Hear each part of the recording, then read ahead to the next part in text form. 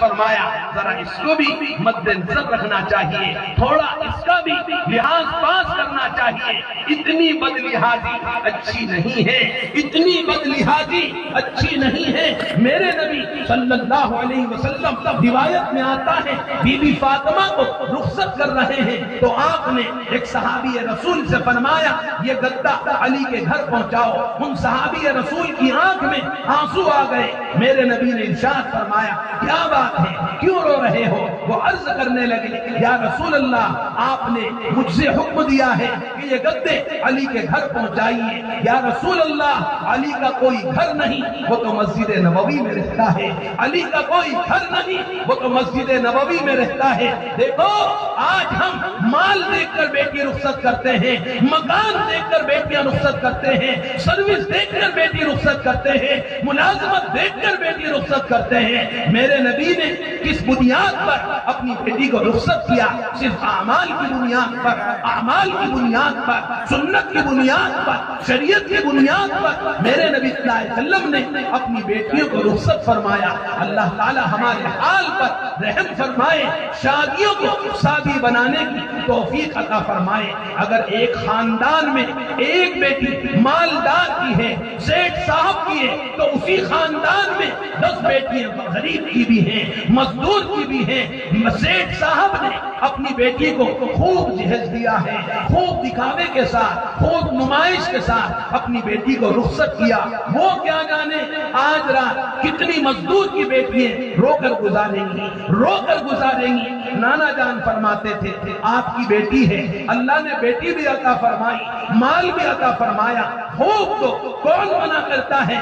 سونے کی اینٹیں دو، چاندی کی اینٹیں دو، لیکن زیور کے نام پر نہیں، نمائش کے ساتھ نہیں، دکھاوے کے ساتھ نہیں، پردے کے پیچھے آپ اپنی بیٹی کو دکان دو، مکان دو، سونا دو، لیکن دکھاوے کے ساتھ نہ دو۔ اللہ تعالی ہمیں سمجھنے کی توفیق عطا فرمائے۔ لکھا ہے ایک سیٹھ صاحب کی بیٹی کی رخصتی کا وقت قریب آیا، ایک سیٹھ صاحب کی بیٹی کی شادی کا وقت قریب آیا۔ سیٹھ صاحب نے اپنے محلے میں ایک نیک سیرت مزدور رہتا تھا، اس کو بھی جا کر دعوت دی اور کہا دیکھو میں خود چل کر آیا ہوں، آپ ضرور تشریف لائیں گے اور اپنے پورے گھرانے کو لے کر آئیں گے۔ اس اللہ والے مزدور نے عذر پیش کیا۔ اس شخص نے کہا دیکھو تمہیں اللہ کا واسطہ دیتا ہوں آپ ضرور آئیں گے، اللہ کا واسطہ دیتا ہوں آپ ضرور آئیں گے اور اپنے گھر والوں کو لے کر آئیں گے۔ اس مزدور نے نہ چاہتے ہوئے بھی سیٹھ صاحب کی بات پر پھول چڑھاتے ہوئے آنے کا وعدہ کیا۔ وہ شادی کا دن آ گیا، شادی پیلیس میں یہ مزدور اپنی 5 بیٹیوں کو لے کر پہنچا۔ شادی ہال کے، فنکشن ہال کے دروازے پر دیکھا 80 لاکھ کی گاڑی بنی سوری کھڑی ہے، پھولوں میں سجی کھڑی ہے۔ وہیں گھٹنے ٹوٹ گئے، وہیں حوصلے بلند ہو گئے، وہیں گھٹنے ٹوٹ گئے، وہیں حوصلے بلند ہو گئے۔ یہ مزدور اپنی بیٹیوں کو لے کر پہنچا اور یہ فرمایا کچھ دیر بعد یہ وہاں سے واپس لوٹا۔ مزدور اپنے بستر پر پہنچ گیا، بیٹی مزدور اپنے بستر پر پہنچ گیا، بیٹی اپنے کمرے میں پہنچ گئی۔ آخری شب میں رات گزرنے پر اس مزدور کو خیال آیا تیری نیند تو غائب ہو چکی، نہ جانے آج تیری بیٹیوں کو بھی نیند آئی کہ نہیں۔ مزدور کمرے میں پہنچتا ہے تو دیکھتا ہے 5 بیٹیاں سوئی ہوئی ہیں، لیکن اس مزدور کو تعجب ہوا کہ گرمی کا زمانہ ہے، انہوں نے چادریں کیوں اوڑھ رکھی ہیں۔ مزدور دھیرے سے ہولے سے اپنی بڑی بیٹی کے قریب گیا، آہستہ سے چادر اٹھا کر دیکھا تو وہ آنسوؤں کے سمندر میں ڈوبی ہوئی تھی۔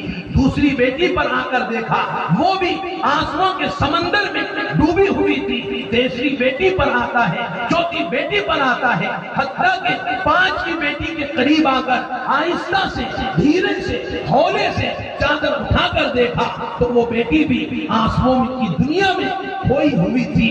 اللہ کی قسم ایک عالم نے لکھا ہے کہیں ایسا نہ ہو اس غریب مزدور کی بیٹیوں کے آنسوؤں کا سیلاب سیٹھ کی بیٹیوں کی خوشیوں کو بہا کر لے جائے۔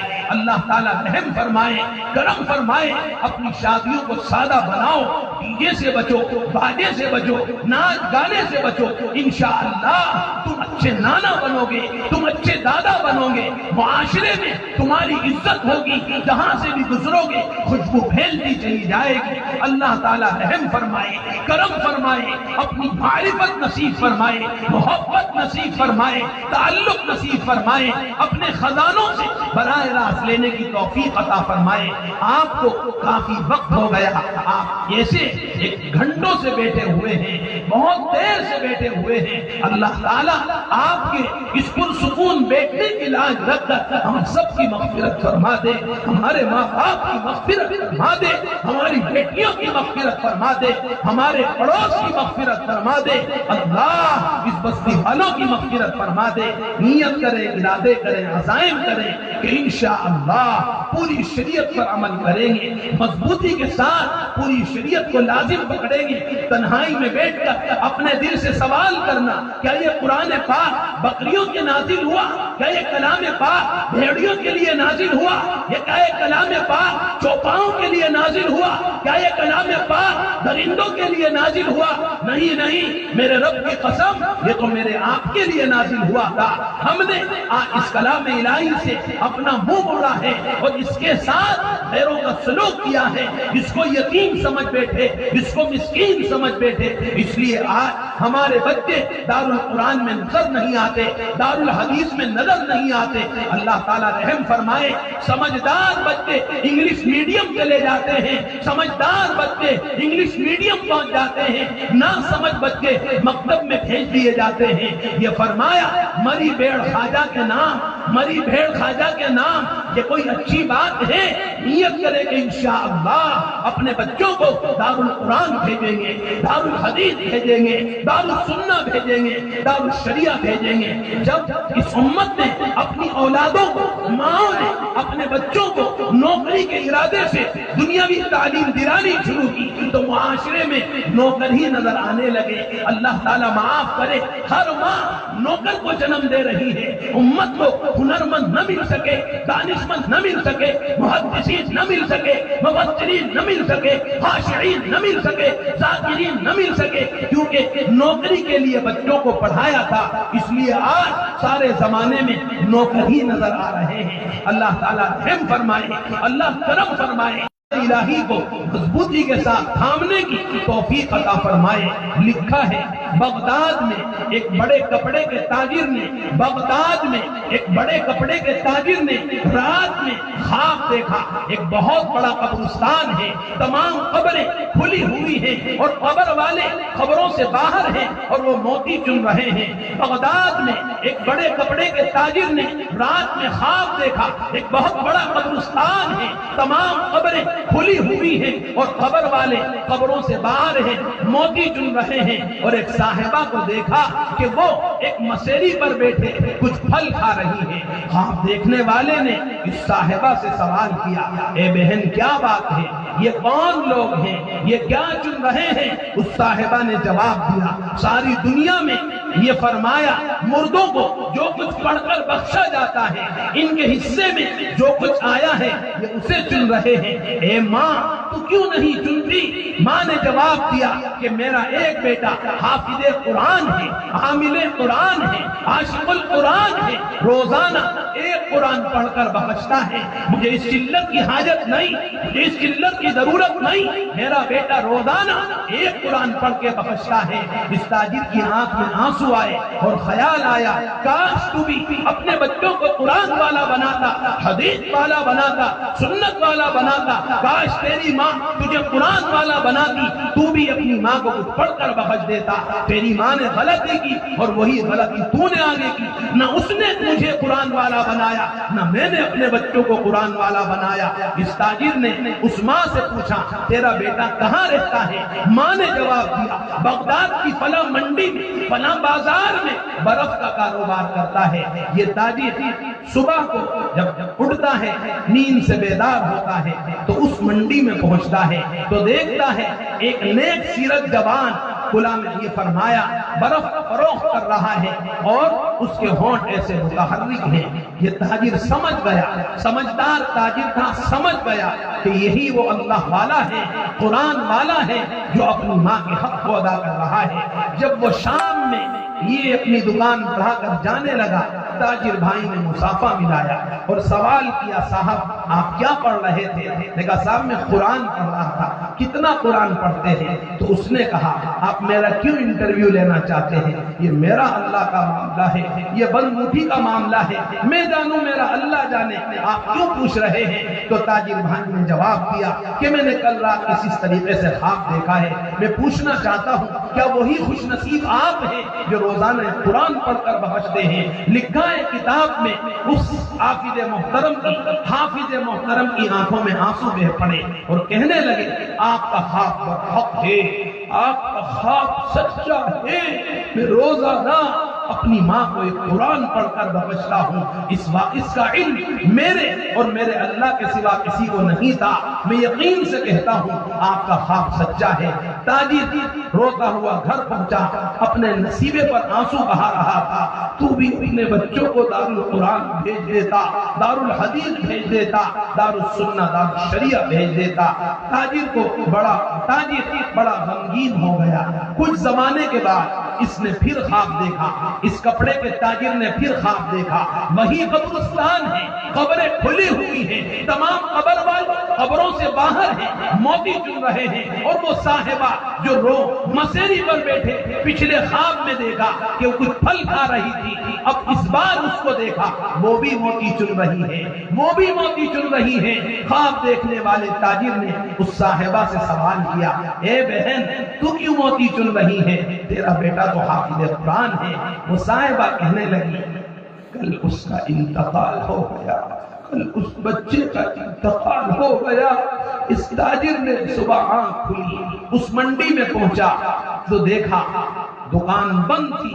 لوگوں سے پوچھا کیا بات ہے, آج حافظ محترم کیوں تشریف نہیں لائے؟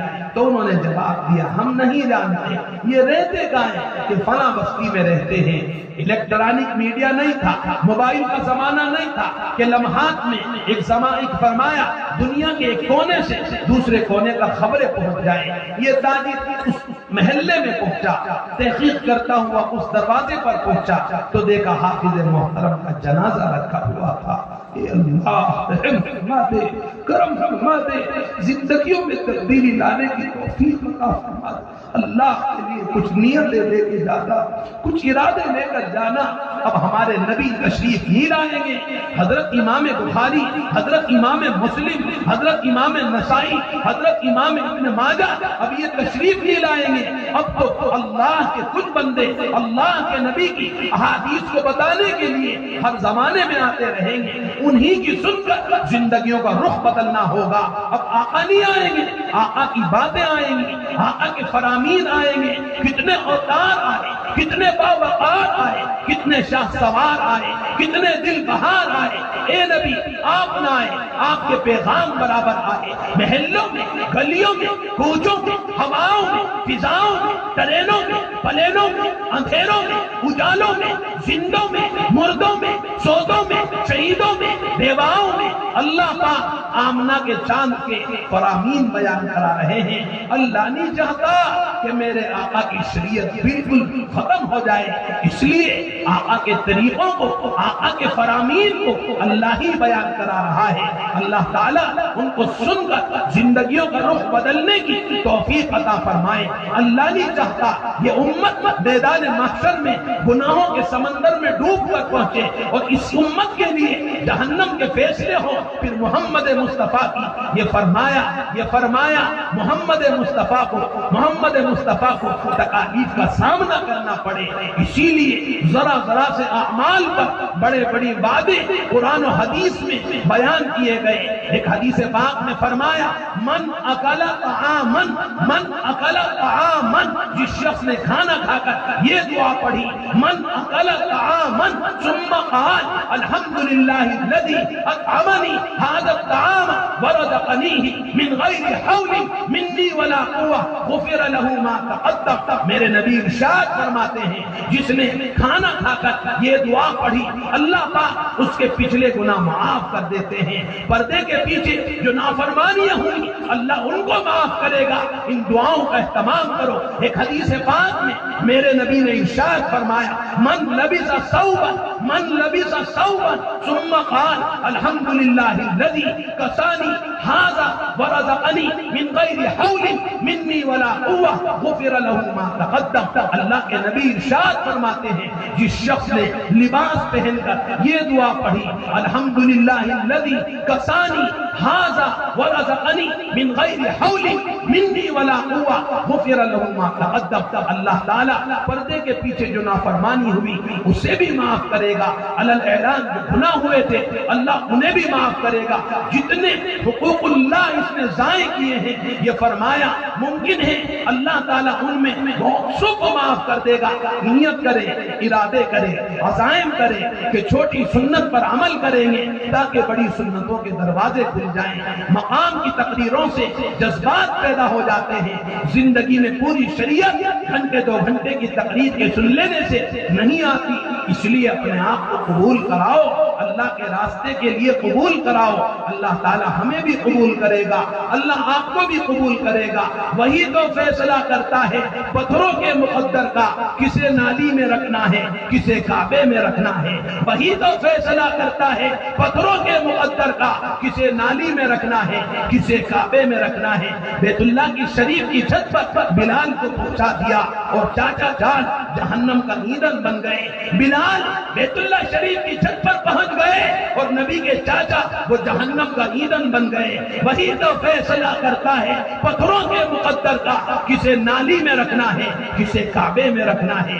اللہ تعالیٰ زندگیوں میں تبدیلی لانے کی توفیق عطا فرمائے, زندگیوں کا رخ بدلنے کی توفیق عطا فرمائے. کہنے میں, سننے میں, لکھنے میں, پڑھنے میں, آنے میں, جانے میں جو کمی کوتاہی ہوئی اے اللہ اپنی دریائے رحمت سے اسے معاف فرما دے. اللہ کرے یہ جلسہ قبول ہو جائے, بلانے والے, آنے والے, لانے والے سب قبول ہو جائیں. اللہ کے لیے کچھ ارادہ لے کے جانا, کچھ عزائم لے کے جانا, کچھ نیتیں لے کے جانا. اللہ تبارک و تعالی ہمیں اپنی معرفت نصیب فرمائے, محبت نصیب فرمائے, تعلق نصیب فرمائے. جن بھائیوں نے ہمیں یہاں تک پہنچایا اللہ انہیں بھی قبول فرمائے. ہمارے حضرت مفتی ابوالکلام صاحب کو قبول فرمائے, ہمارے دیگر اہل علم حضرات کو قبول فرمائے اور اپنے آپ کو اللہ کے لیے تھکانے کی, اللہ کے لیے کھپانے کی ہم سب کو توفیق عطا فرمائے. میری والدہ نے حضرت جی مولانا انعام الحسن صاحب سے ایک موقع پر عرض کیا اللہ تعالیٰ آپ سے کتنا کام لے رہے ہیں, ہمیں تو دیکھ کر حیرت ہوتی ہے. حضرت نے جواب دیا میری مثال تو بندر کا تماشا دکھانے والے, بندر کا تماشا دکھانے والے مداری کی ڈگی جیسی ہے. میں اندر سے خالی ہوں اور مجمع اکٹھا ہو جاتا ہے. کام تو دوسری جماعتیں کر رہی ہیں, دوسری جمعیتیں کر رہی ہیں, میرا تو صرف نام اور چرچا ہے. میدان معاشر میں اللہ کی بارگاہ میں صحیح بات سامنے آئی تھی کس نے کتنا کیا تھا. سمندر پیے پڑے ہیں ڈکار بھی نہیں لیتے, سمندر پیے پڑے ہیں ڈکار بھی نہیں لیتے. اللہ تعالی ہمیں کسی نہ کسی درجے میں اپنے آپ کو دعوت کی مبارک محنت میں لگانے کی توفیق عطا فرمائے. میری والدہ کے سگے نانا مولانا الیاس صاحب رحمت اللہ علیہ رحمت واسعہ ایک مرتبہ دوپہر میں قیلولہ فرما رہے تھے, آرام فرما رہے تھے. حضرت مفتی الہی صاحب, مفتی کفایت اللہ صاحب تشریف لائے اور آپ کے پاؤں بھیگنے شروع کیے. حضرت مولانا کی آنکھ لگی ہوئی تھی, آپ کی آنکھ کھلی. پوچھا کون؟ جواب میرا میں ہوں کفایت اللہ. کون کفایت اللہ؟ بھائی کہ میں کفایت اللہ. کہ حضرت مفتی صاحب, مفتی کفایت اللہ صاحب. ہاں حضرت. حضرت نے فرمایا, اٹھ کر بیٹھ گئے. مفتی جی مجھے کیوں گنہگار بنا رہے ہو؟ مفتی جی مجھے کیوں گنہگار بنا رہے ہو؟ میرے پاؤں کیوں بھیگ رہے ہو؟ مفتی صاحب نے فرمایا 3 دن سے ایک خواب دیکھ رہا ہوں کہ کوئی بہت بڑا اجتماع ہو رہا ہے اور بہت بڑا اسٹیج لگا ہوا ہے اور اس میں جناب رسول اللہ صلی اللہ علیہ وسلم بھی جلوہ افروز ہے۔ 3 دن سے ایک ہی خواب آ رہا ہے، اللہ کے نبی تو آپ ہی سے باتیں کر رہے ہیں، صرف آپ سے گفتگو ہو رہی ہے، 3 دن سے یہی خواب دکھایا جا رہا ہے۔ مفتی صاحب پر یہ بات سن کر شاہ الیاس رقت طاری ہو گئی، دقت طاری ہو گئی اور کچھ دیر بعد جواب دیا، مفتی جی کام تو سبھی کر رہے ہیں، مفتی جی کام اور محنت تو سبھی کر رہے ہیں، بات یہ ہے جس کا کام پسند آوے ہے اس سے تو محبت ہو جاوے ہے، جس کی محنت پسند آوے ہے اس سے تو محبت ہو جاوے ہے۔ مفتی جی کام تو سبھی کر رہے ہیں، لگے ہوئے تو سب ہیں الحمدللہ، لیکن بات یہ ہے جس کی بات اور جس کا کام پسند آوے ہے اس سے تو محبت ہو جاوے ہے۔ اے اللہ وہ ہمیں عطا فرما دے، وہ تڑپ امت کو دوبارہ عطا فرما دے۔ اے اللہ وہ تڑپ ہمارے جوانوں کو عطا فرما دے، ہمارے ائمہ کو عطا فرما دے، ہمارے محسنین کو عطا فرما دے، ہمارے خطیبوں کو عطا فرما دے، ہمارے اہل علم کو عطا فرما دے۔ اے اللہ اس کا ایک ذرہ ہم سب کو عطا فرما دے۔ نیت کریں کہ انشاءاللہ اس مبارک کام سے تعلق قائم کریں گے، مرحومین کے اصول پر، مرحومین کے اصول پر، مرحومین کے اصول پر اپنے شہر کے علماء سے جڑ کر میں یہ فرمایا مشورے کے تابع بن کر ذکر کے اہتمام کے ساتھ جو شخص اس کام سے جڑے گا اللہ تعالیٰ اسے اور اس کی نسلوں کو پورے دین پر جمائے گا اور اللہ پاک اس کے لیے اس کے ذریعے امت میں ہدایت کی ہوائیں چلائے گا۔ حضرت مفتی صاحب مولانا الیاس صاحب رحمۃ اللہ علیہ کے بارے میں کتاب میں لکھا ہے، ایک موقع پر بالکل ابتدائی زمانہ تھا، کام کی ابتدا تھی، 3 دن کے لیے ایک میوات کی جماعت کو روانہ فرمایا، 3 دن لگا کر وہ جماعت واپس لوٹی، حضرت نے کارگزاری سنی، اس جماعت نے جواب دیا، حضرت غیاث پورے کے علاقے میں ایک شخص ہے، جامع مسجد کے علاقے میں ایک شخص ہے، وہ تو بات سننا ہی گوارا نہیں کرتا، انتہائی ناراض ہو جاتا ہے، غیظ و غضب میں بھڑک جاتا ہے۔ حضرت نے فرمایا ہمارا دل چاہتا ہے ہم جا کر اس سے ملاقات کریں، ہم جا کر اس سے ملاقات کریں۔ حضرت نے اس جماعت سے کہا کل ہم اس سے ملاقات کریں گے۔ حضرت نے رات کا کچھ حصہ مصلی پر دعا میں گزارا اور اللہ سے عرض کیا، اے اللہ ہمارے پہنچنے سے پہلے اس کے دل کو ہدایت سے منور کر دے، ہدایت سے منور کر دے۔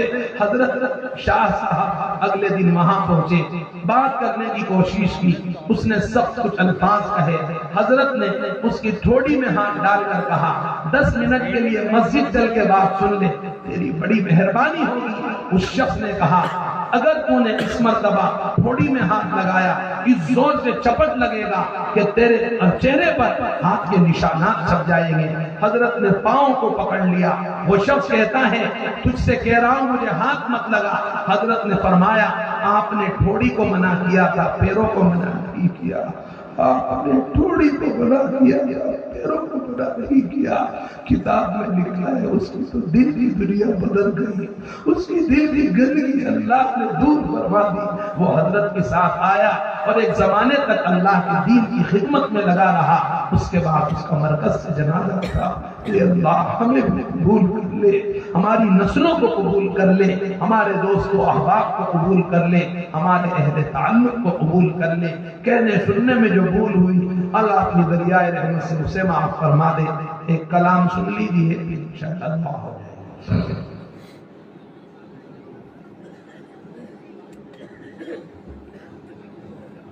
بسم اللہ۔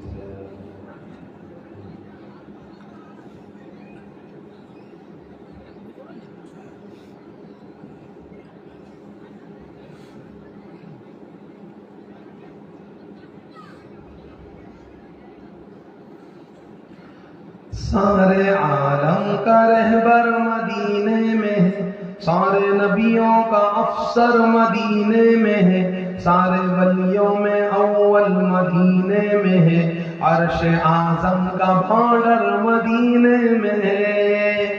سارے عالم کو جس سے ہدایت ملی، ایسے پاور کا ٹاور مدینے میں ہے، ایسے پاور کا ٹاور مدینے میں ہے۔ صدقہ دن رات بڑھتا ہے گھٹتا نہیں، دوستوں کتنا ڈالر مدینے میں ہے، دوستوں کتنا ڈالر مدینے میں ہے۔ ایپلیکیشن گنہگار ڈالے نہ کیوں، بخشوانے کا دفتر مدینے میں ہے، بخشوانے کا دفتر مدینے میں ہے۔ پی کے جس کو دعائیں قبول ہو رہی، وہ حسین جام واٹر مدینے میں ہے۔ آؤ دربار آقا میں مل کر چلے، آؤ دربار آقا میں بچوں چلے، آؤ دربار آقا میں ابوالکلام چلے۔ زندگی کا سفینہ مدینے میں ہے، زندگی کا قرینہ مدینے میں ہے۔ سارے عالم کا رہبر مدینے میں، اور نبیوں کا افسر مدینے میں، سارے ولیوں میں اول مدینے میں، عرش اعظم کا بارڈر مدینے میں۔ سارے عالم کو جس سے ہدایت ملی، ایسے پاور کا ٹاور مدینے میں، ایسے پاور کا ٹاور مدینے میں۔ صدقہ دن رات بڑھتا ہے گھٹتا نہیں، دوستوں کتنا ڈالر مدینے میں، دوستوں کتنا ڈالر مدینے میں۔ ایپلیکیشن عاصم ڈالے نہ کیوں، بخشوانے کا دفتر مدینے میں، بخشوانے کا دفتر مدینے میں۔ پی کے جس کو دعائیں قبول ہو رہی، وہ حسین جام واٹر مدینے میں۔ آؤ دربار آقا میں مل کر چلے، آؤ دربار آقا میں سادو چلے۔ زندگی کا سفینہ مدینے میں، زندگی کا قرینہ مدینے میں۔ جیسی محبت ہم مدینہ پاک سے کرتے ہیں، اگر اتنی محبت رسول پاک سے کریں، سارے مسئلے حل ہو جائیں، سر کے بالوں سے پاؤں کے ناخن تک ساری شریعت زندگی میں جائے۔ مدینہ اصل نہیں، شاہ مدینہ اصل ہے، مدینہ اصل نہیں، شاہ مدینہ اصل ہے۔ پتھر کو یوں تراشا کہ نگینہ بنا دیا، صحرا کو مسکرا کے مدینہ بنا دیا۔ پتھر کو یوں تراشا کہ نگینہ بنا دیا، صحرا کو مسکرا کے مدینہ بنا دیا۔ سارے عالم کے پھولوں کو جمع کر کے میرے رب نے میرے نبی کا پسینہ بنا دیا۔ پتھر کو یوں تراشا کہ نگینہ بنا دیا، صحرا کو مسکرا کے مدینہ بنا دیا۔ سارے عالم کے پھولوں کو جمع کر کے میرے رب نے میرے نبی کا پسینہ بنا دیا۔ علماء نے لکھا ہے کہ بچہ اسکول گیا امتحان دینے کے لیے، بچہ امتحان دے کر واپس لوٹا، ماں سے کہتا ہے دیکھ مما کیسا اچھا رزلٹ ملا ہے۔ ماں نے دیکھا میرا بچہ فرسٹ ڈویژن سے کامیاب ہو گیا ہے۔ ماں نے کہا بیٹا سچ بتانا، تو نے اس درجے کی محنت تو کی نہیں، ایسے اچھے نمبرات کیسے مل گئے؟ بچے نے کہا مما اسکول میں میری برابر میں ایک بچہ بیٹھا تھا، میں نے اس کی نقل کی تو میں کامیاب ہو گیا۔ ماں کی آنکھ میں آنسو آ گئے۔ بچے نے مما کے آنسو صاف کرتے ہوئے پوچھا ماں کیا تجھے ابا یاد آ گئے، کیا تجھے پاپا یاد آ گئے؟ ماں نے کہا نہیں بیٹے ایسی بات نہیں۔ تو ماں تو کیوں روئی؟ یہ کوئی رونے کی بات ہے؟ مجھے کامیابی ملی تجھے ہنسنا چاہیے تھا، خوش ہونا چاہیے تھا، تو رو رہی ہے۔ ماں نے کہا بیٹا بات یہ ہے اصل کامیابی آخرت کی کامیابی ہے، اصل کامیابی آخرت کی کامیابی ہے بیٹا، غور سے سن۔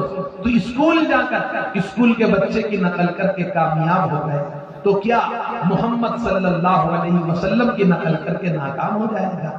بیٹا ان کے نقش قدم پہ چلنے سے منزلیں ٹھوکروں میں رہتی ہیں، ان کے پیچھے مت چلنا جو نبی کی سنت کو جوتے کی نوک سے دھکیل کر آگے بڑھ جاتا ہے۔ بیٹا ان کے پیچھے مت چلنا جو آقا کی سنت کو جوتے کی نوک سے دھکیل کر آگے بڑھ جاتے ہیں۔ بیٹا اللہ کی قسم اگر یہ بغیر توبہ کے مرتے ہیں تو ان کی قبریں جہنم کا گڑھا بن جائے گی۔ بیٹا ان کے پیچھے چلنا جو نبی کی غلامی پر محبت عظمت کے ساتھ غلاموں کے پیچھے چلتے ہیں۔ بیٹا جو گدھے گھوڑے کے پیچھے چلتے ہیں وہ مستقبل میں پہنچ جاتے ہیں، جو زانیوں کے پیچھے چلتے ہیں وہ زنا خانوں میں پہنچ جاتے ہیں، جو شرابیوں کے پیچھے چلتے ہیں وہ شراب خانوں میں پہنچ جاتے ہیں، جو چوروں اچکوں کے پیچھے چلتے ہیں وہ پولیس کی ریمانڈ پر پہنچ جاتے ہیں، جو محمد مصطفیٰ کے غلاموں کے پیچھے چلتے ہیں بیٹا وہ جنت البقیع میں پہنچ جاتے ہیں، جنت المعلا میں پہنچ جاتے ہیں، ریاض الجنہ میں پہنچ جاتے ہیں، مینا عرفات کی وادیوں میں پہنچ جاتے ہیں، صفا مروہ کی پہاڑیوں میں پہنچ جاتے ہیں، خانقاہوں میں پہنچ جاتے ہیں، مشائخ کی جوتیوں میں پہنچ جاتے ہیں، اللہ والوں کی مجلس میں پہنچ جاتے ہیں، اللہ کے راستے میں پہنچ جاتے ہیں۔ بیٹا اللہ کے لیے نبی کے غلاموں کے پیچھے چلنا، بیٹا اللہ کے لیے نبی کی سنتوں کو لازم پکڑنا۔ بیٹا یاد رکھ تیرا باپ تیرے دنیا میں آنے سے پہلے چلا گیا، تیری ماں بیماریوں میں گھری رہتی ہے، نہ جانے کب دنیا سے رخصت ہو جائے۔ بیٹے اللہ کے واسطے نبی کے غلاموں کے پیچھے چلنا انجام کا بڑا اچھا ہوگا۔ اللہ کرے یہ بات دل کی وادی میں چلی جائے، آمین کہو۔ اللہ کرے یہ بات کسی جوان کے دل کے کسی خطے پہ پہنچ جائے۔ اس قدر سنا جاتا ہے لیکن چہرہ وہی رام کمار والا، وہی شام کمار والا، ایسے غلیظ چہرے، نہ آپا لگتا ہے نہ پاپا لگتا ہے۔ ارے اللہ کیا بنانا نہیں جانتا تھا، سیلون کی دکان پر جا کر سائیڈیں ختم کراتا ہے۔ خدا کی قسم اللہ کا دل دکھتا ہوگا، یہ تو ایسا محسوس ہوتا ہے کہ گویا اللہ کی کاریگری ہمیں پسند نہیں آئی، تو کیا بنانا جانے، اصل اس سے بنانا سیکھ لیتا۔ بتائیے اللہ کا دل نہیں دکھے گا، اللہ کا دل نہیں دکھے گا۔ اے اللہ رحم فرما دے۔ ایک حدیث پاک میں میرے نبی نے ارشاد فرمایا، نہانی اللہ عز و جل عن القزع، اللہ کے نبی ارشاد فرماتے ہیں میرے رب نے مجھے قضا سے منع کیا۔ قضا کسے کہتے ہیں کہ بعض بالوں کو باقی رکھا جائے اور بعض بالوں کو ختم کر دیا جائے، یہ منع ہے۔ کان میں کسی نے بالی پہنی، اسی حال میں موت آ گئی، دیکھو بالی قبر میں نہیں جائے گا، نلانے والے کی ذمہ داری ہے بالی کو اتارو۔ کہاں ہاتھ میں کڑا پہنا، اسی حال میں موت آ گئی، نلانے والے کی ذمہ داری ہے کڑے کو باہر کرو۔ دیکھو آپ نے ایسی غیر شرعی لباس پہنا، اسی پر موت آ گئی، یہ لباس قبر میں نہیں جائے گا، نلانے والوں کی ذمہ داری ہے اس لباس کو نکالو۔ لیکن ناخن اور بالوں کا کاٹنا جسم کے کسی حصے کے ہوں منع ہے، مرنے کے بعد نہیں کاٹے جائیں گے۔ کیوں ایسا اسٹائل اختیار کرتے ہو کہ قبر میں غیروں کے طریقے پر دفن ہو کر میدان محشر میں انہی غیروں کے ساتھ اٹھائے جاؤ؟ اللہ تعالیٰ رحم فرما دے، کرم فرما دے۔ بمبئی کی ایک مسجد میں ایک جوان داخل ہوا پانی پینے کے لیے، سر کے بالوں کی دونوں سائیڈیں ختم تھی، کان میں بالی تھی، ہاتھ میں کڑا تھا اور یہاں کچھ اس طرح کا کلر تھا جس کو دیکھ کر لگ رہا تھا جیسا کسی نے پان کی پیک پھونکی ہے۔ امام صاحب نے کہا بیٹا بیٹھ کر پانی پی لے، بڑی محبت سے کہا، اس نے بیٹھ کر پانی پیا۔ امام صاحب نے کہا یہ اسٹائل صحیح نہیں ہے، حدیث بتائی، قرآن بتایا، بیٹا غلط ہے، جس مذہب میں اللہ نے تجھے پیدا کیا اس کا احترام کر۔ بیٹا بال کٹائے گا کہ نہیں صاحب، ابھی میرے ایک اچھے دوست کی بہن کی شادی ہے، ابھی نہیں کٹاؤں گا۔ امام صاحب کی آنکھ میں آنسو آ گئے، کہنے لگے آج قرآن و حدیث سن کر تو اپنے بالوں کی قربانی نہ دے سکتا، کل آقا کے روزے پر کوئی دشمن کوئی ناپاک حرکت کر دے تو کیا جان کا نذرانہ پیش کرے گا؟ ارے تو آج سر کے بالوں کی قربانی نہ دے سکا، کل آقا کے روزے پر کوئی ظالم کچھ حرکت کر دے تو کیا تو اپنی جان پیش کر دے گا، اپنا خون پیش کر دے گا؟ بیٹا تیرا ایمان ختم لگ رہا ہے۔ اس کے دل پر ایک چوٹ سی لگی، اسی وقت دکان پر پہنچ کر اپنے بالوں کو اس طرح پھروا کر آیا۔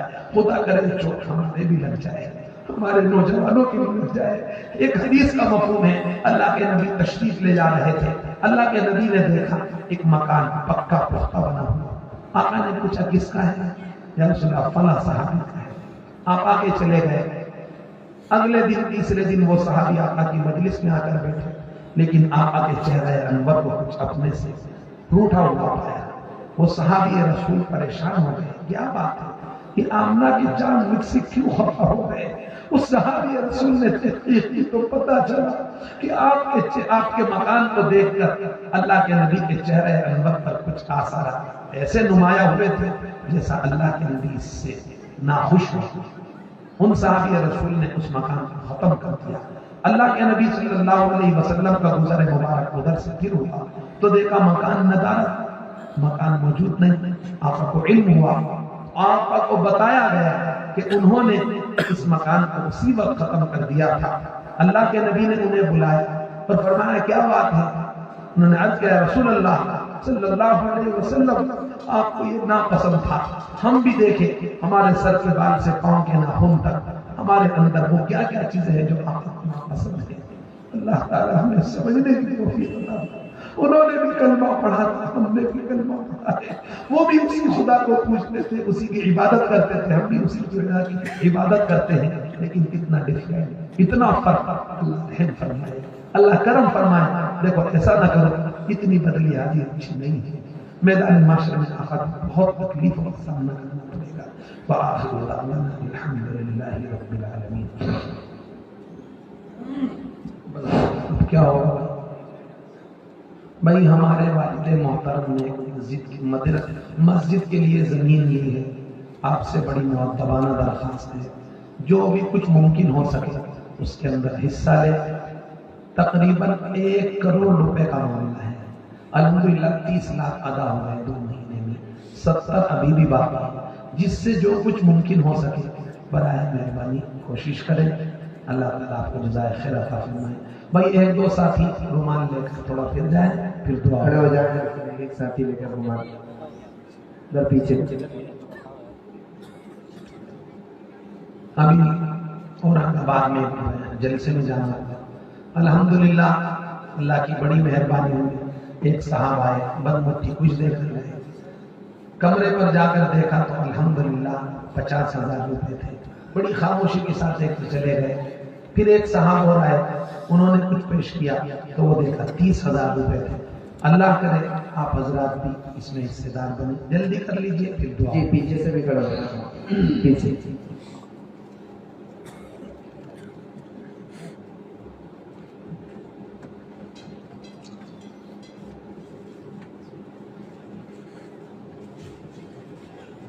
بہت ہی دیر سے آپ لوگ بیٹھے ہیں. اللہ جزائے خیر، بڑا وقت ہو گیا. اللہ اس رات کی اس کہنے سننے اور جلسے کو قبول فرما کر ہمارے پچھلے تمام مسائل حل فرما دے. جلدی کیجیے دعا ہو جائے گا. 10 ہوں 20 ہوں 50 ہوں، کوئی یہ نہیں کہ وہ اپنی حیثیت کے موافق. جلدی کیجیے پھر دعا ہوگی.